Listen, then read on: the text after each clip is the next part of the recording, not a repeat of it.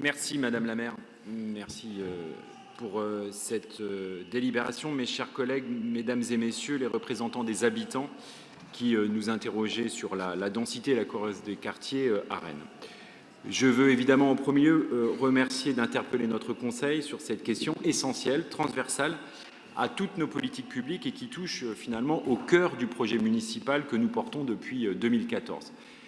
Nous avons eu l'occasion de le dire, c'est la seconde fois que nous sommes interpellés en Conseil après 1000 signatures et il y a un peu plus d'un an, nous avions déjà eu un débat qui intéresse l'urbanisme puisque l'association des Amis du patrimoine nous avait sollicité pour organiser dans les mêmes conditions un débat sur la protection du patrimoine à Rennes.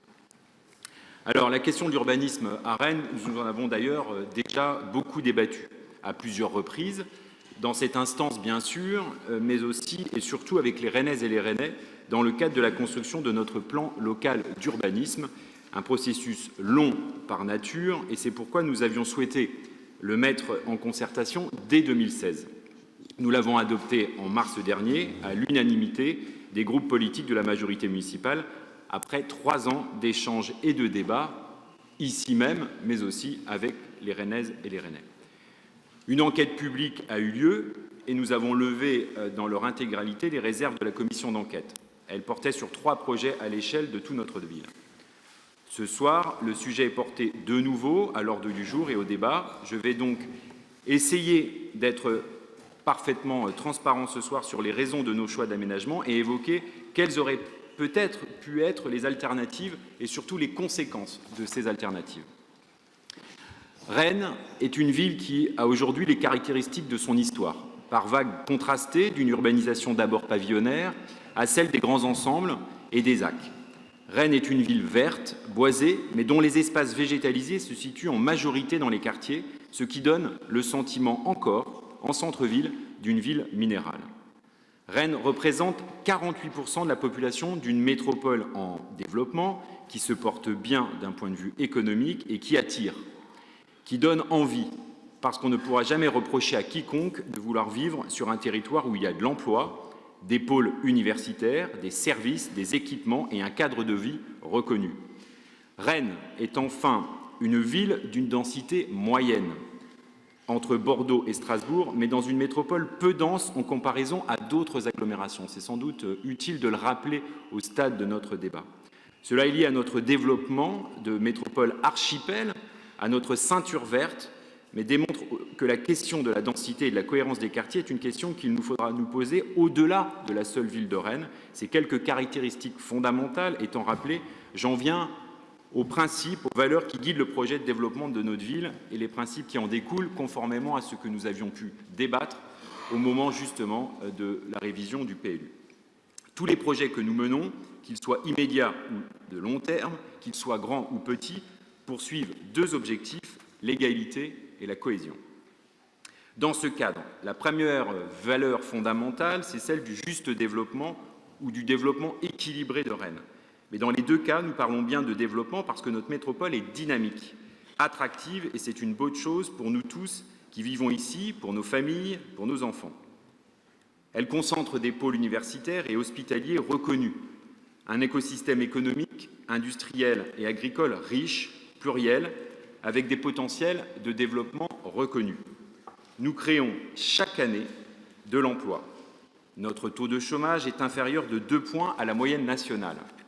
Le juste développement de Rennes, c'est celui qui ne se fait pas au détriment des autres communes, de la métropole ou du département ou encore de la région, mais bien celui qui, à l'inverse, joue son rôle de locomotive pour toute la Bretagne. Ces dernières années, et à travers quelques visuels, vous en avez la présentation, ces dernières années, l'emploi a augmenté de 8% en Bretagne, contre 5% à l'échelle nationale. Il s'est diffusé et réparti de manière plus équilibrée en Bretagne qu'ailleurs. Un chiffre, sur 100 salariés du secteur privé, 70 ne travaillent pas dans la zone d'emploi de Rennes. A contrario, d'autres métropoles concentrent une forte part des emplois salariés privés de leurs régions. Je pense par exemple à Bordeaux, qui concentre près de la moitié de ses emplois privés. Le juste développement de Rennes, c'est aussi celui qui se fait au nom de tous les emplois. Au nom de l'emploi tertiaire, bien évidemment, que nous voulons développer notamment sur Eurorennes, à proximité de la nouvelle gare, porte d'entrée de la Bretagne, où 7000 nouveaux emplois seront créés. Au nom également de l'emploi agricole, que nous allons permettre et sécuriser à la Prévalais sur 11 hectares pour des projets d'agriculture urbaine, durable et créateurs d'emplois. Au nom aussi de l'emploi industriel, que nous avons voulu maintenir en cœur de ville.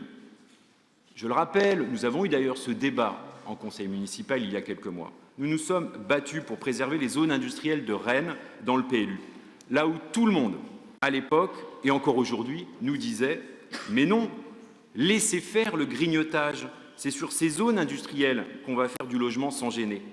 Nous avons au contraire refusé cette ville qui exclurait l'école bleue pour ne garder ou n'inviter que l'école blanc. C'est ça, pour nous, le juste développement. Alors nécessairement, une ville qui recèle des potentiels de développement, qui a des pôles majeurs pour étudier, travailler, faire de la recherche dans tous les domaines et à tous les niveaux, donne envie soit d'y rester, soit d'y venir, soit même d'y revenir. Il faut à cela ajouter une tendance plutôt nouvelle, de retour vers la ville et d'envie d'y rester, même quand on fonde une famille. C'est ce qui explique chaque année notre solde naturel positif, 2800 habitants, et notre dynamisme démographique. Je rappelle également un chiffre qui peut paraître étonnant quand on l'entend la première fois. Il faut 1000 logements pour répondre aux besoins endogènes de la population rennaise. C'est seulement au 1001e logement que nous accueillons de la population nouvelle. C'est tout simplement lié au phénomène de décohabitation que nous connaissons, mais aussi à cette envie de ville que nous sentons progresser ces dernières années. De cela découle évidemment une seconde valeur fondamentale qui guide notre façon d'aménager Rennes. Plus qu'une valeur, il s'agit finalement d'un droit fondamental opposable à l'ensemble des Rennais, c'est le logement pour tous. Notre ville doit pouvoir loger. Loger tous ceux qui choisissent de vivre dans la ville centre, comme chacun d'entre nous a eu le droit un jour de pouvoir faire ce choix. Loger les Rennaises et les Rennais, loger nos enfants qui quittent le domicile, loger un couple qui se sépare, une famille qui se recompose. Car n'oublions jamais que la taille des ménages a considérablement diminué et que sur les 1500 logements supplémentaires que nous construisons chaque année, les 1000 premiers sont d'abord destinés, comme je le disais, aux Rennaises et aux Rennais, et seulement le dernier tiers pour accueillir de nouveaux habitants. Loger sans exclure, c'est loger aussi à des prix accessibles, et donc construire, mais en encadrant fortement les règles. À Rennes, rappel d'un autre élément chiffré. À Rennes, pour 100 nouveaux logements construits, 60 sont encadrés ou régulés, donc en deçà des prix du marché. C'est indispensable sur un territoire attractif et dynamique comme le nôtre, car si nous laissons faire les seules lois du marché, de l'offre et de la demande, alors les prix exploseraient. Petit rappel, là aussi, de chiffres. En 3 ans, nous sommes passés en prix de sortie du neuf de 3 600 € le mètre carré à 4 300 €. Et si on le compare aux 300 000 habitants qui habitent la métropole et qui gagnent moins de 2 500 € par mois, eh bien vous voyez effectivement que si la puissance publique ne régulait pas la question du prix du logement et de son accès, nous aurions une formidable machine à exclure qui s'installerait très rapidement dans cette ville. C'est pourquoi nous avons d'ailleurs innové ces dernières années en matière de logement avec le loyer unique, Madame la maire, dans le parc social et avec l'organisme de foncier solidaire pour l'accession. Grâce à ce dernier outil qu'est l'accession par l'organisme foncier solidaire, nous pouvons désormais proposer à l'accession sociale à l'octroi, à Guînes, à l'Hôtel-Dieu, à Plaisance, bref, en cœur de ville, avec la garantie que ces logements resteront à un prix accessible à 2 000 € le mètre carré, des actions fortes pour là aussi garantir le droit au logement à chacun et aux générations futures, quand on sait aujourd'hui que 2 tiers des métropolitains gagnent moins de 2 500 €, comme je le disais à l'instant. Le troisième enjeu, c'est la reconstruction de la ville sur la ville, sans étalement. Au moment du débat sur la révision de notre plan local d'urbanisme, nous avons annoncé que nous nous engagions pour les 10 années qui viennent, pour les 20 années qui viennent, à reconstruire sur la ville, sur elle-même, à hauteur de 95% de la surface déjà utilisée. C'est un engagement fort, mais qui correspond aux attentes et aux enjeux, y compris climatiques et environnementaux. Pour répondre à l'urgence climatique, donc, économiser les espaces et les ressources naturelles pour répondre à l'urgence climatique, mais sans créer de nouvelles fractures sociales, et donc en permettant à chacun, y compris aux plus précaires, de ne pas être, par exemple, les premières victimes de l'explosion annoncée du coût de l'énergie et leur permettre, par exemple, de raccorder leur logement à l'un des réseaux de chauffage urbain. Sans étalement pour disposer de réseaux de transport en commun performants et pour favoriser les modes de déplacement actifs. Sans étalement, enfin, pour une vie de quartier intense et facilitée, avec, là aussi, je le rappelle, des services et des commerces de proximité. Nous ne nous contentons pas de proposer un logement aux Rennais, nous leur proposons une véritable qualité de vie. Le quatrième enjeu, c'est celui du patrimoine et du végétal. Ce sont même les corollaires indispensables à la densification de la ville sans étalement. Construire, accueillir, oui, mais sans standardiser, sans perdre les traces de notre histoire et sans étouffer. C'est à la fois un enjeu de qualité de vie, un enjeu d'adaptation au changement climatique et de lutte contre celui-ci. C'est ce que nous permet aujourd'hui, par exemple, de livrer un parc de 4 hectares à Beau, avec les plages vertes sur ce quartier, et 30 hectares de nature en ville aux Prairies Saint-Martin. À cet égard, le nouveau plan local d'urbanisme a marqué des inflexions majeures en réduisant encore l'imperméabilisation des sols et en encadrant la qualité de la construction d'un point de vue environnemental. Il a également doublé le nombre de bâtiments patrimoniaux protégés et renforcé les protections à l'issue d'un travail collaboratif avec notamment l'association des Amis du patrimoine, mais également les Rennaises et les Rennais présents dans les conseils de quartier dans le cadre de notre conseil local du patrimoine. Alors voilà, il me semblait indispensable, Madame la maire, mes chers collègues, de rappeler dans un premier temps ces 4 piliers, ces 4 valeurs qui ont conduit à l'élaboration de ce nouveau PLU. Il reprend les principes du plan local d'urbanisme de 2004, à savoir la nécessité d'accueillir nos enfants, nos aînés, celles et ceux qui veulent vivre ici, et donc de construire, mais sans s'étaler, ni sur les terres agricoles, ni sur les zones industrielles, et en concentrant les secteurs de mutation pour apporter le meilleur niveau de services, d'équipements et d'espaces verts à chaque quartier. Il marque aussi les inflexions fortes pour protéger encore davantage le patrimoine, libérer du sol et contribuer à rafraîchir la ville à l'heure où les épisodes climatiques extrêmes se multiplient. Je vous invite, dans les jours qui viennent, à repenser à ce que nous venons de dire. Ceci étant dit, je souhaiterais rappeler que les transformations de Rennes ont toujours suscité des questions et des débats. C'est aussi sans doute la réalité d'une ville qui se reconstruit sur elle-même, avec parfois des frictions, parfois des incompréhensions, mais en tout cas toujours du débat. Sans vouloir rentrer dans une liste à l'après-vert, ces coupures de presse que vous voyez apparaître nous rappellent les oppositions anciennes sur des projets aujourd'hui appréciés par leurs habitants, voire par ceux de toute la ville. Je pense notamment aux Serres de Maurepas qui ont animé nos conseils municipaux il y a quelques années. Je pense un peu plus près de nous aux Mattelware qui, là aussi, ont animé un certain nombre de conseils municipaux. Je pense au mandat dernier avec le viaduc des Longchamps pour accueillir la seconde ligne de métro, où nous avons eu des réunions publiques intenses, où le débat a été présent. Et peut-être plus récemment, y compris vendredi soir, quand nous avions la fête de musique sur ce lieu, le Mail François Mitterrand. Il est évident que ceux qui ont contribué à la réunion publique pour annoncer aux habitants sur le Mail la suppression de 650 places de parking, cher Monsieur Béroche, inutile de vous dire que les premières réactions n'étaient pas forcément à l'applaudissement spontané. Mais d'une manière générale, changer la ville génère toujours des critiques. Là aussi, peut-être, allons voir ce qui se passe ailleurs, à Nantes, où l'on peut lire une cartographie des projets urbains contestés, à Toulouse, avec l'exemple d'une mobilisation citoyenne pour défendre le patrimoine que représentent les maisons toulousaines, à Bordeaux, en opposition à l'époque au prolongement de la ligne D, et aujourd'hui encore, bastion du mouvement des Gilets jaunes, et pour finir, peut-être Grenoble, troisième ville la plus dense de France après Paris et Lyon, où l'année dernière encore, son maire, Éric Piolle, était accusé de bétonnage pour avoir autorisé un programme de 300 logements. Cela même alors que dans notre pays, je le rappelle, les dépenses des revenus des ménages consacrés au logement ont doublé en 50 ans. Et plus grave encore, elles représentent aujourd'hui, pour les ménages les moins aisés, presque 56% de leurs revenus. C'est aussi ça le sujet de ce que nous laisserons à nos enfants. Ce débat de la ville pour tous n'est pas non plus que français. Il est aussi européen, et nombreux sont les rapports d'experts à l'échelle européenne qui pointent la raréfaction du logement abordable dans les grandes villes d'Europe.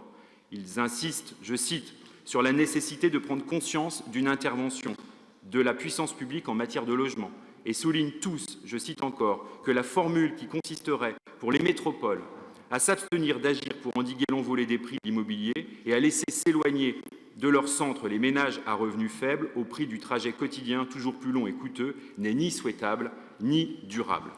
À Londres, où les prix sont 2 fois plus élevés qu'en 2008, on questionne aujourd'hui la Green Belt, la fameuse ceinture verte de Londres, pour faire face à la pénurie de logements accessibles. Voilà la réalité européenne. À Berlin, il y a quelques semaines, nous avions des habitants, des dizaines de milliers d'habitants qui sont venus dans la rue parce que 80% d'entre eux sont des locataires modestes et pourtant les loyers ont augmenté de 32% dans cette ville en 5 ans. Et les prix à l'achat ont presque triplé. Que demandaient ces habitants? Eh bien, tout simplement la remunicipalisation des logements sociaux qui avaient été vendus il y a quelques années à des foncières. À Stockholm, la pénurie de logements abordables est le résultat d'un choix historique, aujourd'hui intenable, puisque Stockholm, la ville de Stockholm, a décidé il y a quelques années l'arrêt net de la construction et la vente de ces logements sociaux à leurs occupants. Alors voilà pourquoi, et dans ce contexte particulier, il nous semble important de tenir les 4 piliers du modèle de développement que nous mettons en œuvre, le développement équilibré, le logement pour tous, le renouvellement de la ville sans étalement et la préservation du patrimoine et du végétal. Ces piliers ne s'opposent pas, ils doivent évidemment rester complémentaires, avec le souci toujours de la transparence et du partage avec les habitants, même si nous n'arrivons pas toujours à obtenir un consensus. Alors comment concilier ces 4 engagements qui suscitent parfois de la part des habitants, de manière légitime, des attentes contradictoires, selon ce qui est pour chacun le plus important? Quel pourrait être finalement un équilibre différent ou un modèle de développement alternatif? Je vous propose, puisque l'occasion nous en est donnée par l'intermédiaire des Rennaises et des Rennais, eh bien je vous propose pour finir d'envisager effectivement une ou plusieurs alternatives à ce qui pourrait être notre projet urbain dans les années qui viennent. Alors, première alternative, le scénario 1. Comme Stockholm, on décide de construire moins de logements. C'est un choix que nous n'avons pas assumé sur les bancs de cette majorité, mais on peut le livrer au débat. Alors, logiquement, on crée immédiatement une pression très forte sur les prix du logement comme du foncier, qui explose. Entre 1995 et 2005, par exemple, souvenons-nous, nous produisions en moyenne 500 logements. Le corollaire de cette production de logements, c'est que nous étions alors la 2e ville la plus chère de France. Entre 2005 et 2015, avec une production annuelle moyenne, je dis bien moyenne de 1500 logements, oui, nous avons des pics. Il y a des années à 2500 logements, mais il y a des années aussi à moins en fonction du contexte économique du bâtiment. Nous sommes passés au 12e rang par rapport au 2e rang. Logiquement aussi, on crée, quand on décide de moins construire, une tension très forte, et en premier lieu sur les plus précaires, et donc sur le logement social. Les délais d'attente pour obtenir son logement s'allongent, le parc privé développe de l'habitat moins cher, mais insalubre, pour loger ceux qui n'accèdent plus au logement social. Les phénomènes de gentrification et d'exclusion sociale créent des tensions dans la ville, des fêlures dans notre pacte social. Les besoins se reportent sur l'aire urbaine, ce qui entraîne inévitablement un grignotage des terres, une augmentation des déplacements extra-rocades et des congestions. C'est typiquement le modèle bordelais. La moindre production de logements abordables a fait exploser les prix de l'immobilier et du foncier. Certains jeunes ménages ont été contraints de s'installer dans des communes périphériques, ce qui a favorisé l'étalement urbain. Les problèmes de pollution et de congestion, et qui peut poser in fine aussi la question de l'impact environnemental d'un tel déclassement urbain. Mais c'est une hypothèse. Deuxième scénario, on construit autant, c'est-à-dire 1500 logements par an en moyenne, mais en extension urbaine, plutôt qu'en renouvellement, c'est-à-dire en grignotant pour partie progressivement les terres agricoles. Là encore, ça n'a pas été notre choix au moment de l'élaboration d'une PLU, mais c'est une possibilité, et que nous livrons au débat ce soir pour que chacun puisse exprimer sa vision de ce que pourrait être la ville demain. Alors grignoter, c'est évidemment perdre progressivement les terres agricoles, mais c'est un choix. C'est évidemment s'attaquer à la ceinture verte, Et puis, in fine, c'est s'attaquer à l'échelle de la métropole, au modèle de développement qui fait consensus, on l'a encore vu lors de nos débats à Rennes Métropole, eh bien, s'attaquer tout simplement au concept de ville archipel. Alors, on imperméabilise les sols et on s'étale. On dégrade la trame verte et bleue et les continuités de biodiversité dans un contexte où il est pourtant urgent de les préserver pour notre santé et pour celle de la planète. Sur la base de ce modèle, par exemple, on pourrait imaginer urbaniser tout ou partie des prairies Saint-Martin, puisqu'effectivement, nous avons 30 hectares à notre disposition. On favorise aussi l'augmentation des déplacements extra-rocades et les phénomènes de pollution et de congestion. On rend la vie de quartier beaucoup moins animée, moins intense, avec moins d'équipements, de services et de commerces de proximité. C'est aussi un sujet que d'endiguer l'étalement urbain lorsqu'on pense le renouvellement urbain. Troisième scénario, on construit autant, mais de façon homogène sur toute la ville, avec une densité moindre et surtout une hauteur standardisée, limitée en quelque sorte. Finalement, se dire qu'il y a une hauteur à ne pas dépasser, il y a le maintien de la ceinture verte parce que finalement c'est un modèle de consensus à l'échelle de la métropole. Alors que se passe-t-il si on épouse ce scénario 3 ? Eh bien on construit alors dans toutes les rues de Rennes, là où je le rappelle, depuis 2004 confirmé avec ce nouveau PLU, nous avons fait un choix, celui d'assumer une densification seulement sur les grands boulevards urbains, ceux-là même que nous empruntons au quotidien, ce qui peut nous amener parfois à une vision un peu tronquée. Mais je n'ai de cesse de dire que pour celui qui a encore un doute, qu'il prenne la rue de droite ou de gauche, peu importe son orientation, pour se rendre compte que si le boulevard mute, se densifie, les quartiers résidentiels à proximité de ces boulevards n'ont pas bougé depuis l'après-guerre. Alors on construit dans toutes les rues de Rennes, y compris cette fois-ci à l'intérieur des quartiers, c'est-à-dire que la densification, elle se fait en plus des boulevards, sur l'ensemble des rues et dans les quartiers, y compris donc à l'intérieur de nos quartiers et non plus uniquement sur les axes structurants.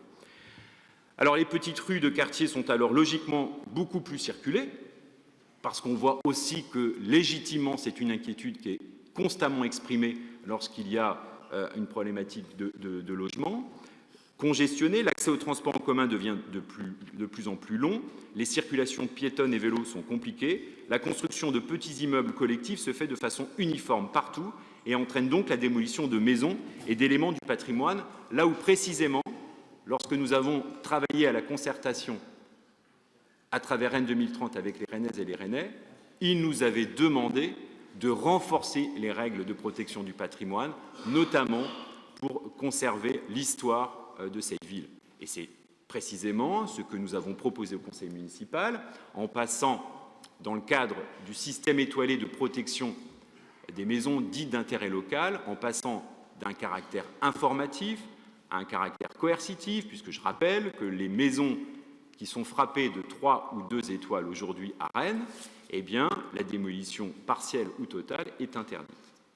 Et évidemment que si on fait ce choix du scénario 3, il faudra remettre en cause cette protection du patrimoine, parce que si on doit densifier de manière modérée partout, ces maisons auront évidemment vocation à être démolies. Et dans ces cas-là, la conséquence, elle est assez évidente, c'est que les quartiers vont se standardiser. Nous aurons les mêmes collectifs dans chaque quartier. L'architecture devient plus monotone, les parcs et jardins sont grignotés dans tous les quartiers, et la ville devient évidemment plus minérale. Les zones d'activité industrielle mutent pour accueillir là aussi du logement. Les emplois, par conséquent, sortent de Rennes et rejoignent les zones d'activité périphériques. Les trajets domicile-travail des Rennais sont augmentés. C'était d'ailleurs le modèle de développement de Rennes avant 1998 et qui a été corrigé progressivement suite au ressenti très négatif des habitants. C'est un modèle de développement qu'on pourrait qualifier là aussi de non durable. Et c'est donc pourquoi nous avons, mais de manière collective, en discussion permanente pendant plus de 2 ans avec les Rennais, un autre scénario, un scénario qui construit autant, 1500 logements par an, en moyenne, en renouvellement urbain plutôt qu'en extension urbaine, mais pas de façon homogène. Parce que c'était aussi ça, un élément déterminant du débat citoyen avec les Rennais. C'était cette impression d'uniformisation sur les boulevards, avec cet effet terrible du corridor, parce qu'évidemment, lorsqu'un immeuble émerge dans un boulevard, il vient au droit du domaine public. On a rarement vu un promoteur ne pas occuper l'ensemble du volume qui lui était proposé. Et nous avions cet effet corridor, cet effet standardisation, et puis surtout, avec ce fameux R+4 doublatique, eh bien, une impression réelle ou apparente de vivre et de subir les mêmes livraisons de logements. Et donc, en ciblant là où les mutations, là où la densification ne porte pas atteinte ou porte atteinte le moins possible, et c'est peut-être une nuance à apprécier ce soir dans ce débat, ni au patrimoine, ni aux parcs et jardins, ni aux déplacements, ni aux services, et en favorisant l'émergence d'équipements et de commerces de proximité, eh bien c'est ce choix. Marc Hervé, notre collègue, aura l'occasion de présenter le compte administratif dans quelques minutes. Le compte administratif, c'est un formidable moment de vérité démocratique, puisque nous venons présenter à la population et au conseil municipal ce que nous avons fait sur l'année écoulée. Je nous invite à regarder le montant des investissements sur les équipements municipaux, qui ne sont pas ostentatoires. Quand nous décidons de construire 3 groupes scolaires sur ce mandat, je ne crois pas que c'est ostentatoire, Madame la maire. Lorsque nous décidons de créer une MJC dans un quartier en renouvellement, eh bien, ce n'est pas ostentatoire, c'est une réponse précise à une demande et à une attente des habitants. Quand on construit des crèches, des gymnases, eh bien, ce n'est pas ostentatoire. Alors oui, évidemment, parfois, nous n'allons pas assez vite. C'est d'ailleurs la même remarque qu'on entend sur la seconde ligne de métro. Ça ne va pas assez vite. Mais en tout cas, vous verrez à travers ce compte administratif que là aussi, les investissements sont au rendez-vous de la vie de quartier. Donc en ciblant là où les mutations, là où la densification est la plus acceptable, la moins difficile, et je ne suis pas en train de nier les désagréments que cela peut engendrer, eh bien c'est un choix difficile que nous faisons, mais que nous assumons également, qui est un choix équilibré de permettre à ce que cette ville se renouvelle sur elle-même, qu'elle ne vienne pas consommer les terres agricoles au nom d'un changement climatique avéré. Et ces équipements dont je parlais à l'instant, que nous avons inaugurés et que nous inaugurerons, c'est là aussi, par exemple, des éléments qui permettent de répondre aux besoins de la population. Et c'est par exemple le cas du site Jean Coquelin. Alors, de quoi s'agit-il? Le site Jean Coquelin, c'est une propriété de la SNCF, pas une propriété de la ville. Et la SNCF a souhaité un projet urbain sur sa propriété. Qu'avons-nous fait, Madame la maire, à votre demande? C'est d'aller à la rencontre de la SNCF et de lui dire que ce projet ne pourra pas se faire sans nous et sans les Rennais. Aujourd'hui, où nous en sommes? Eh bien, tout simplement au stade d'une étude urbaine pour imaginer le potentiel. Et nous avons posé déjà 2 conditions non négociables à la SNCF. La première, le confortement et le renforcement de l'offre sportive sur ce site parce qu'on sait qu'il répond à une demande et à des besoins des habitants. C'est une condition non négociable. Et la deuxième, c'est la préservation absolue du caractère naturel du site, avec notamment le lien avec cette très belle promenade qui est la promenade Georges Brassens.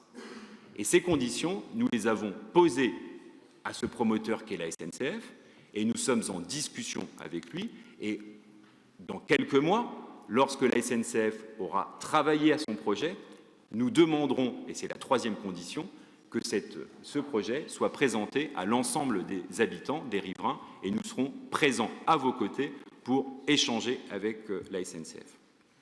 De la même manière, sur le projet Hauts-de-Sensé, mais nous en parlons suffisamment régulièrement depuis maintenant 1 an dans ce conseil municipal, ce n'est pas tant du logement, oui, 500 logements, mais c'est aussi et surtout de conforter une offre commerciale de proximité qui est en train de mourir aujourd'hui. Et c'est aussi la préservation d'espaces naturels avec une belle continuité verte entre le parc du Landry et le projet Hauts-de-Sensé. Et c'est aussi des équipements qui seront mis en concertation quand, là aussi, nous aurons avancé conformément à ce que nous avons pu dire. Bref, nous pourrions citer aussi la nouvelle crèche, le nouvel équipement de quartier du Jeu de Paume, la nouvelle maternelle Pasteur, la rénovation de la salle de la Cité dans le quartier centre. Je pourrais Me promener à Clenay et constater le nouvel Antipode, le groupe scolaire Simone Veil, dont les travaux vont démarrer à la rentrée. Ce sont aussi le gymnase Kourouz et l'école Champion de Cissé qui a été restructurée, chez Arlina Briero. Au Blône, c'est le nouveau conservatoire, le nouveau pôle associatif et la rénovation des terrains de sport de Lafargue, de Bincnay et de Fresnay. À Bréquigny, c'est le nouveau bassin nordique. C'est la restructuration de l'école Jacques Prévert, la crèche Babigou, la MJC Maison de Suède et le manoir des Chalets. À Bourgard, plus au nord, le cadran, la nouvelle école Mandela, la rénovation de l'école Sonia Delaunay, la restructuration de l'école Jean Moulin, le gymnase du Berry restructuré et le futur équipement sportif dont nous avons validé définitivement le programme il y a quelques semaines, ici même sur ces bancs. À Morpa-Gailleul, la salle Guéroparts, la restructuration du gymnase Tréguin, la future grande salle de sport, la restructuration de l'école Tréguin et le futur groupe scolaire Europe. Dans le nouveau quartier Beauchardonnay, un futur groupe scolaire avec crèche et école, dont le jury se tiendra d'ailleurs très prochainement dans les murs de cet hôtel de ville. J'en oublie évidemment beaucoup, mais ces quelques exemples démontrent que le projet urbain, c'est évidemment la question de l'accueil et du logement, mais également de profiter des émergences urbaines pour retraiter les besoins en offre de services, qu'ils soient publics ou commerciaux. Les secteurs de mutation sont souvent situés sur les faubourgs, sur les axes pénétrants de la ville, comme depuis 2004, mais dans le contexte d'urgence climatique. Et nous avions l'occasion d'entendre au passage les collectifs citoyens pour le climat. Nous avons voulu, là aussi, permettre des formes architecturales et des répartitions de constructibilité qui libèrent de l'espace au sol, qui soient moins minérales et plus variées, et qui permettent ainsi de lutter contre les îlots de chaleur urbains. Voilà, mes chers collègues, les quelques éléments que je voulais partager ce soir, et partager évidemment en transparence avec les habitants, qui nous ont interpellés sur ce modèle de développement. Je me tiens évidemment à leur disposition comme à la disposition des collègues pour répondre, mais aussi pour débattre, parce que finalement, à l'image d'une ville qui n'est jamais finie, le débat n'est jamais fini. Mais le plus utile, me semble-t-il, c'est que nous puissions être toujours à l'écoute des uns et des autres pour que cette ville se fasse de manière la plus durable qui soit, y compris d'un point de vue démocratique. Merci. Merci, Monsieur Semri.